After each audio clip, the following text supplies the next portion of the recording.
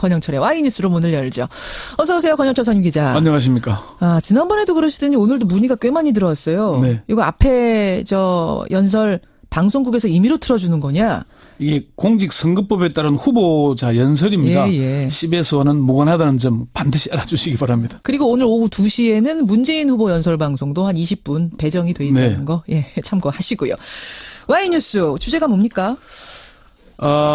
오늘부터 이제 사전 투표가 실시되죠. 예. 그런데 어제부터 실시되는 여론조사 결과의 공표가 금지됐습니다. 그렇죠. 일명 깜깜이 선거로 불리고 있는 거죠. 예.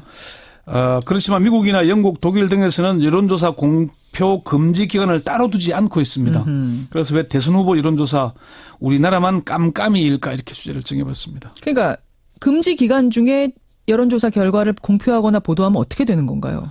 이게 당연히 처벌받습니다. 공직선거법 256조 3항에 108조 1항을 위반한 자는 2년 이하의 징역 또는 400만 원 이하의 벌금에 처하도록 되어 있고요. 2년 이하의 징역. 공직선거법 108조는 누구든지 선거일 전 6일부터 선거일의 투표 마감 시각까지 선거에 관하여 정당에 대한 지지도나 당선인을 예상하게 하는 여론조사의 경위와 그 결과를 공표하거나 인용하여 보도할 수 없다고 규정하고 있습니다. 그러니까 조사 자체가 불법은 아니에요. 이 기간에도 조사는 할 수 있지만 네. 발표, 공표를 못한다는 건데 실제로 공표했다가 처벌받은 사례도 있습니까? 언론사에서 보도했다가 처벌된 전례가 있습니다. 그래요? 1997년 15대 대선에서 여론조사 결과 공표 금지를 위반해서 당시 한겨레 신문의 김종철 기자가 벌금 100만 원을 확정이 된 적이 있고요. 헌법 소원을 냈는데도 헌재가 공직선거법을 합헌이라고 결정한 적이 있습니다.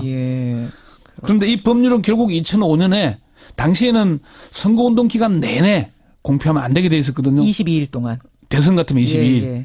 근데 지금은 그게 2005년에 6일간, 일주일간이죠. 선거일 포함해서 일주일간으로 줄어든 겁니다. 단축이 된 겁니다. 네. 자, 그렇다면 왜 우리나라만 이렇게 깜깜이 선거, 블랙아웃 기간을 두도록 하는 것이냐?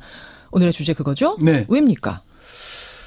한마디로 국민을 주권자로 보는 것이 아니라 대상자로 낮춰보기 때문일 겁니다. 무슨 말씀이세요? 대한민국 헌법 1조 2항 우리가 촛불 집회를 하면서 많이 들었던 내용이죠. 대한민국의 주권은 국민에게 있고 모든 권력은 국민으로부터 나온다. 예. 분명히 규정하고 있습니다. 예. 그런데 정치권에서는 그렇게 보지 않는다는 거죠. 오피니언 라이브 윤희용 이론분석센터장은 정치권에서 국민을 주인이나 주체로 보지 않는 문화 때문이다. 이렇게 진단합니다. 다시 말해서 국민은 여론조사에 휘둘리는 존재다 이렇게 본다는 거예요. 그렇죠. 주체적이지 못하다. 예, 최창렬 용인대 교수도 여론조사 결과 공표 금지를 유지하는 건 과거의 낡은 방식이다. 리얼미티 이택수 대표는 국회에서 법 개정의 필요성을 느끼지 못하고 있기 때문이다. 이렇게 진단하고 있습니다. 그래요. 그러니까 네. 폐지하자는 여론이 전문가 쪽은 많습니까? 전문가들뿐만 아니라 국민들도 대다수가 이제는 그런 거 필요 없지 않냐 이런 얘기입니다.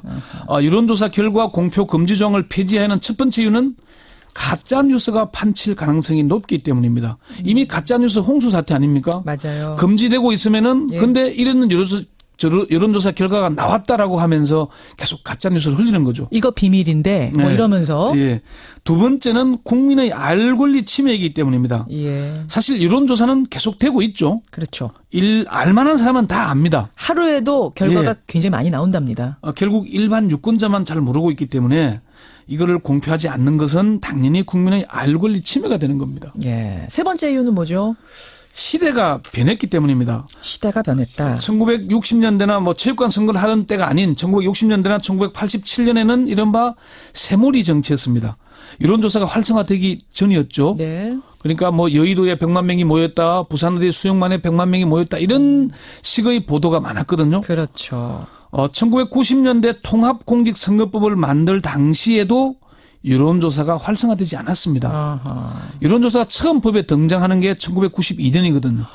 92년 전에는 없었어요, 여론조사라는 게? 여론조사 법에 규정하는 게 그때 등장합니다. 그리고 1994년에 통합선거법, 공직선거법이 만들어지면서 이렇게 법률 내에서 108조 1항 여론조사 결과 공표 금지가 이제 명문화된 겁니다. 그런 거군요. 결국은 이 눈 가리고 아웅하는 격이 되는 겁니다, 이게.